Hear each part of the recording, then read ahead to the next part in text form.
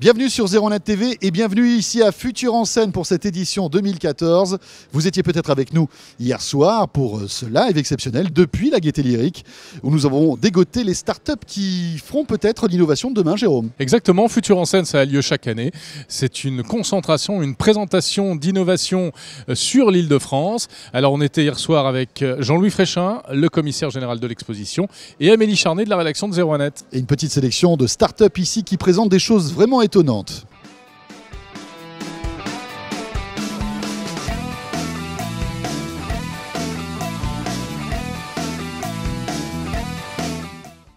Qu'est-ce que tu as dégoté pour nous comme innovation ? J'ai un coup de cœur pour une lampe. Une lampe qui s'appelle Aérobie et qui frémit quand vous manquez d'air.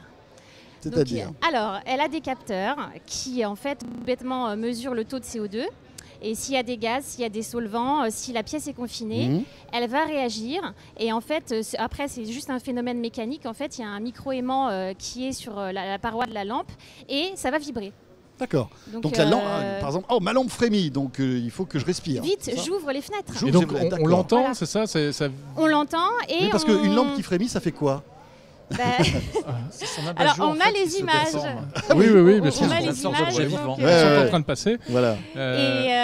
Et donc, moi, je trouve ça très sympa parce que, alors certes, il n'y a pas d'appli, il n'y a pas d'interface dédiée pour interagir avec ou pour analyser les données que capte la lampe, mais c'est immédiat. Et tout d'un coup, c'est comme si l'objet devenait un organisme vivant. Et, et ça t'a convaincu ? Ah, moi, je suis complètement bluffée. Et alors, le designer qui a fait ça, qui s'appelle Pierre Charrier, il a plein d'idées dans la même veine. Alors, par exemple, ce serait capter les ondes électromagnétiques ou alors capter le fait qu'il fait trop chaud. Et là, la lampe, elle se recouvrirait d'un abat-jour. En fait, voilà, c'est comme si... C'est vraiment une interaction au niveau de l'objet. Ouais. Alors, c'est mauvais signe. Donc, si elle vibre, c'est plutôt mauvais signe. Voilà, t'as compris. Ouais. Quand ça frémit, c'est qu'il faut vraiment ouvrir les fenêtres. Ou quand on dépense trop d'électricité, pareil, il y aurait... Alors justement, ce mariage entre la technologie et le design, je le disais, c'est vraiment votre fer de lance depuis toujours. Par quoi ça va se traduire ? Est-ce que vraiment vous pensez que ce sont deux univers qui sont faits pour se marier ?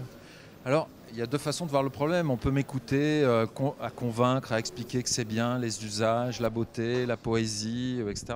Et puis, il y a une façon beaucoup plus rapide de le dire à des grands chefs d'entreprise, c'est l'effet Apple. C'est-à-dire que aujourd'hui, grâce à Apple, et j'ai formé certains designers qui bossent chez eux, donc je peux en prendre une petite partie de fierté, modestement. Bah oui, vous pouvez. On n'a plus besoin d'expliquer notre métier. Aujourd'hui, il faut arriver à tenir... C'est la meilleure représentation aujourd'hui, à votre avis, de la technologie du design Apple ? Je ne sais pas si c'est la meilleure, mais c'est celle qui a su parler la plus emblématique, aux responsables du CAC 40 et qui fait qu'on a plus accès à des projets intéressants grâce à cette entreprise. Et qui a posé le design comme une condition sine qua non de qualité pour un produit, en fait. Exactement. Un produit, aujourd'hui, le fait qu'il soit performant, ça ne suffit plus. Et c'est particulièrement important chez nous parce qu'on a beaucoup d'entreprises avec une maîtrise technologique exceptionnelle en France, mais on est très centré sur des produits pour les entreprises, qu'on appelle le B2B.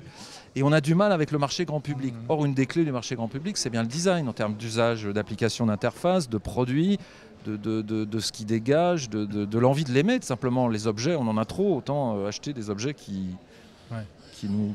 On a une question sur Twitter de Jonathan, donc pour Amélie. Combien coûte-t-elle cette lampe ? Alors malheureusement, elle n'est pas encore commercialisée et en fait, son créateur attend des investisseurs pour pouvoir le faire. Voilà, donc c'est ça aussi l'intérêt de Futur en scène, c'est que la plupart du temps, ces startups, elles ont des projets qui sont financés par du crowdfunding. Donc après, à vous d'aller voir si vous ne pouvez pas y participer justement.